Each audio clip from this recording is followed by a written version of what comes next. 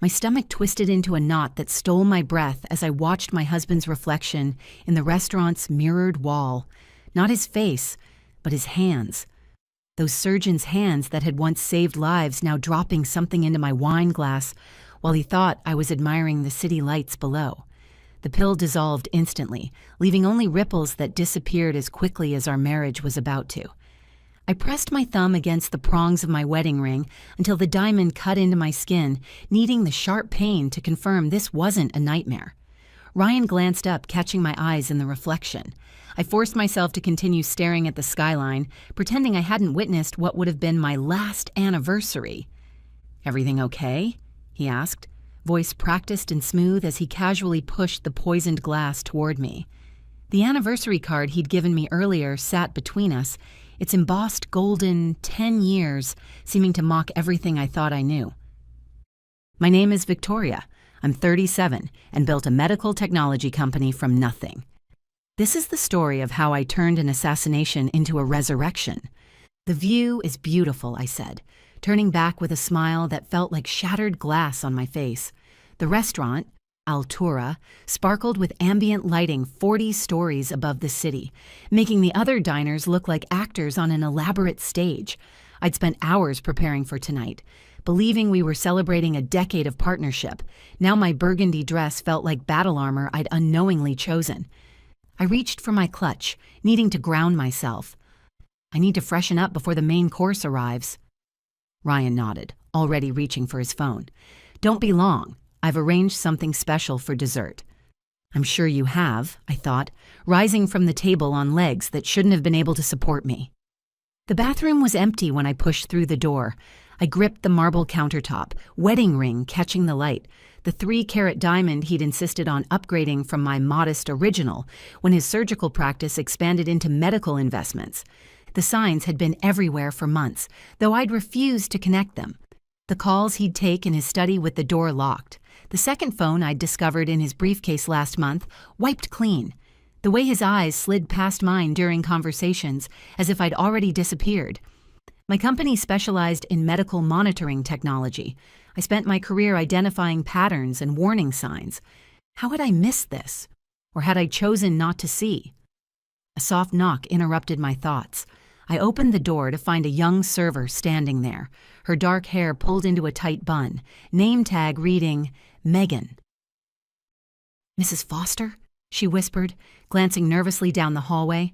She recognized me from checking our reservation when we'd arrived earlier. "I shouldn't be doing this, but—" Her voice dropped even lower. "I saw your husband put something in your wine while you were looking away." The confirmation hit like a physical blow, despite having seen it myself. "You saw it too?" She nodded quickly. "I was bringing water to the table behind yours." He checked twice to make sure no one was watching, but I saw him drop something in. It dissolved immediately. She hesitated. "He's been here before, with other people. Business associates," he said. Always so polite, so deliberate. "Thank you," I managed, my voice steadier than I felt. "I have to get back, but if I were you—" She didn't finish the sentence, but her eyes said everything. With that, she disappeared, leaving me with truth I could no longer deny. The woman in the mirror looked different somehow, eyes clearer, posture straighter. Fear, yes, but something else too, determination. The fog of doubt that had surrounded me for months was lifting, revealing a landscape I barely recognized but would need to navigate immediately. I had a decision to make. If I was wrong about what I'd seen, I'd appear paranoid. But if I was right— I smoothed my dress, took a deep breath, and returned to our table. Ryan barely glanced up as I reclaimed my seat. "Everything okay?" he repeated, his familiar question now heavy with hidden meaning. "Perfect," I replied, voice deliberately light. Our wine glasses sat between us, mine full, his barely touched. The same Cabernet we'd shared at our wedding, the same deep red that now concealed something meant to harm me. I made my decision in an instant. "We never properly toasted our anniversary," I said, reaching forward. In one smooth motion, I switched our glasses, sliding his toward me and mine toward him. To us, to 10 years. He looked up, momentary confusion crossing his features before his practiced smile returned. "To us," he echoed, raising the glass, my glass, to his lips. I watched him drink deeply, the wine, his wine, disappearing as his throat moved. My own glass remained untouched in my hand. I pretended to sip, keeping the rim away from my lips. A strange clarity settled over me as I watched him, cataloging every movement, every flicker of expression. Had I just made a terrible mistake? Or had I just turned Ryan's plan against him? "So," I said, voice deliberately casual, "how's that Harrison investment coming along? The one keeping you working weekends?" His eyes narrowed slightly. "It's complex. High risk, high reward. You wouldn't understand the specifics." "Try me," I replied. "After all, risk assessment is literally what my company does." Ryan reached for his water, taking a long sip. His gaze flickered to my nearly full wine glass. "You're hardly drinking," he observed, fingers tapping against the tablecloth. "Savoring it," I replied with a smile that felt dangerous on my lips. "Some things shouldn't be rushed." His tapping fingers slowed, then stopped altogether. A slight furrow appeared between his brows as he blinked rapidly, then again. "Is it warm in here?" he asked, loosening his tie with uncharacteristic clumsiness. My heart hammered against my ribs as I watched him lift a hand to his forehead. "Are you all right?" I asked, voice steady despite the storm inside me. "Fine, just—" His words slurred slightly. "Just tired suddenly." But he didn't look tired. His face had drained of color, a thin sheen of sweat forming at his hairline. His hand trembled as he reached for the wine glass again, knocking it over instead. The dark liquid spilled across the white tablecloth like blood from an arterial wound. "Ryan?" I stood quickly, my chair scraping against the floor. He groaned, slumping forward, suddenly boneless, as if the strings holding him upright had been cut. Someone gasped behind me. A waiter dropped a tray. The dining room quieted as all eyes turned toward our table. "Call 911!" I shouted, my medical training taking over. Megan appeared from nowhere, her face pale as she stared at Ryan, then at me. The man slumping at our anniversary table, my husband of 10 years, wasn't just unwell. He was collapsing. And I knew, with absolute certainty, that whatever he had intended for me was now coursing through his veins instead. The ambulance arrived within minutes. As paramedics rushed Ryan away on a stretcher, a police officer asked me to accompany them to the hospital. Hours later, I found myself sitting alone in the emergency room, my burgundy dress wrinkled and stained with Cabernet. The same wine that would have ended my life if not for a reflection in glass and the courage of a stranger. I hadn't called anyone. Who would I call? My brother was stationed overseas. My closest friends thought I lived a charmed life with a brilliant surgeon. I wasn't ready to explain that my husband had tried to poison me with a substance still being identified in the hospital lab. A doctor approached, tablet in hand. "Mrs. Foster?" she asked. I stood, steadier than I expected. "I'm Dr. Lowry. Your husband is stable but sedated. He ingested a significant dose of benzodiazepine, not the standard pharmaceutical kind. This was concentrated, potentially fatal if left untreated." My mouth went dry. "That was meant for me," I said quietly. Her eyebrows lifted slightly, but she didn't interrupt. "I saw him put something in my drink, so I switched our glasses," I continued. "A server saw it too and warned me." Dr. Lowry nodded slowly. "That would explain the concentration in his system. It's far beyond therapeutic levels. He's fortunate you acted when you did." She paused. "We've already contacted the police. This isn't just a medical emergency. It's now a criminal investigation." The right response. Was that what I'd done? I felt suspended between two realities. One where Ryan was my partner, my protector, and another where he had methodically planned to eliminate me. For what? Money? Freedom? Control? I sat back down, not to wait, but to strategize. The man I thought I knew was behind a hospital curtain, sedated but alive.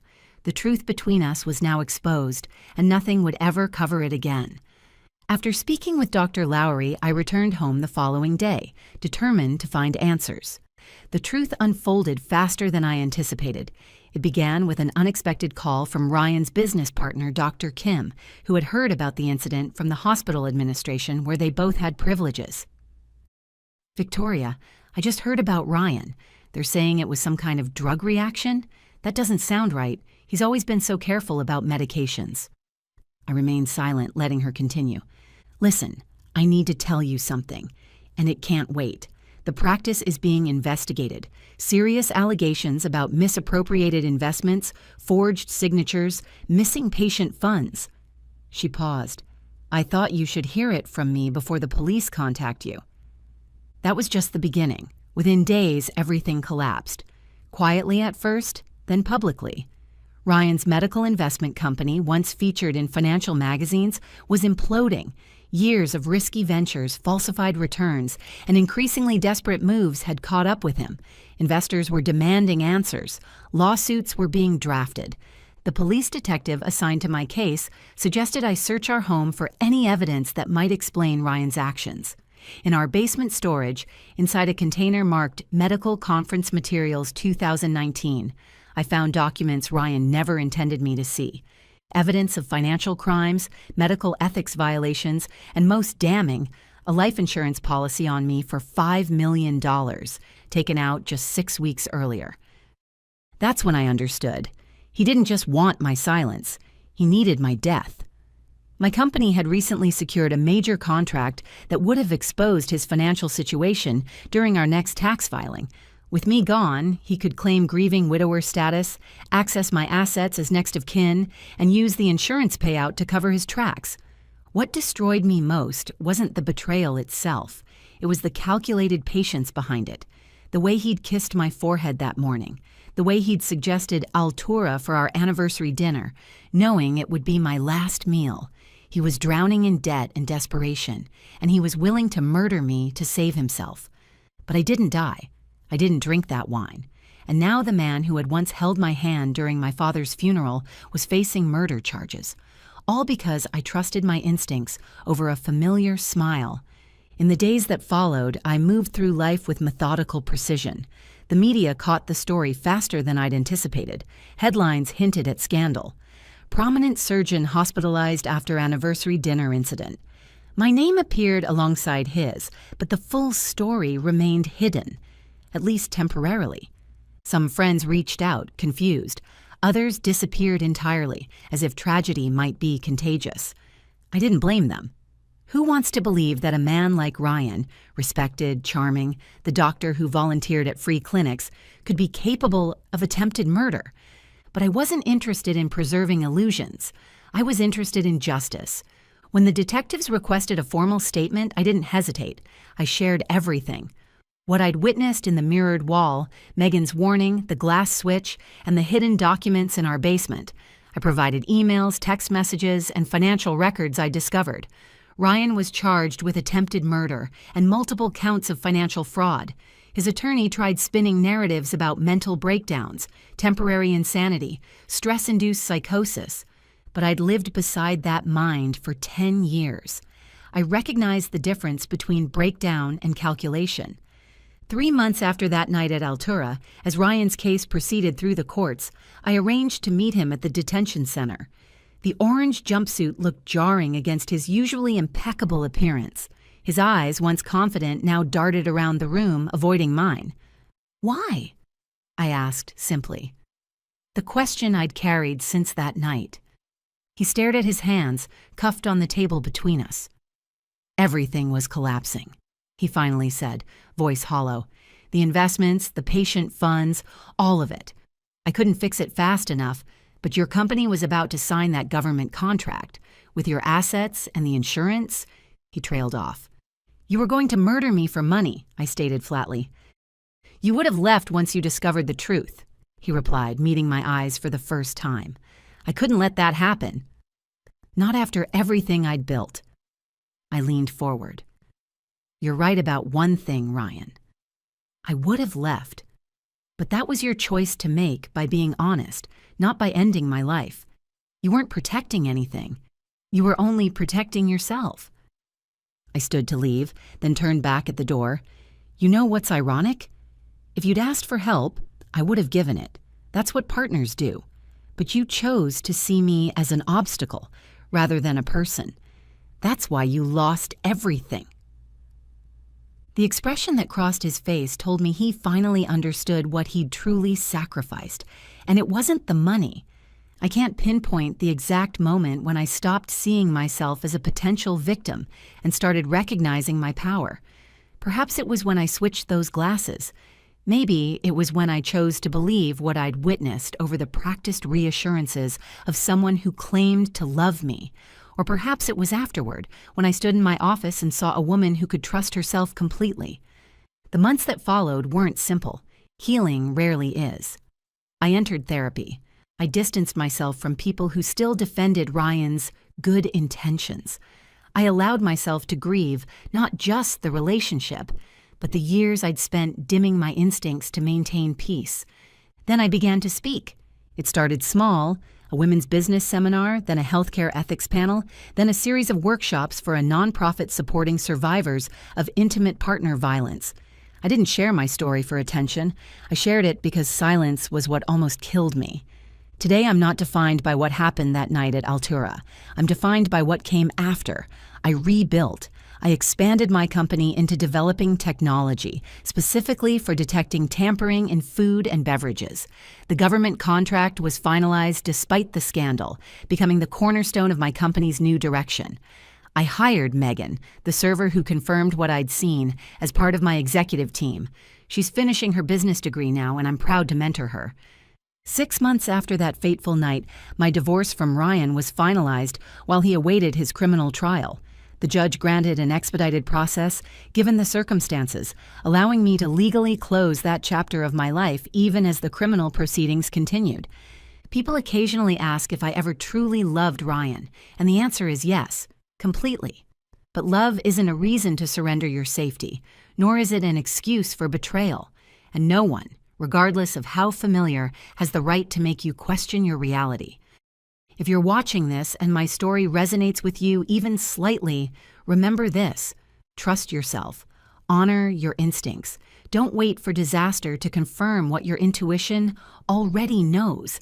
And if you've escaped something that once seemed inescapable, I hope you recognize the strength that carried you through. This is Victoria's story, but perhaps in some way it's yours too. Before you go, here's a quick bonus for sticking around. If you love learning and growing like I do, you need to try audiobooks. I've got an exclusive deal with Audible.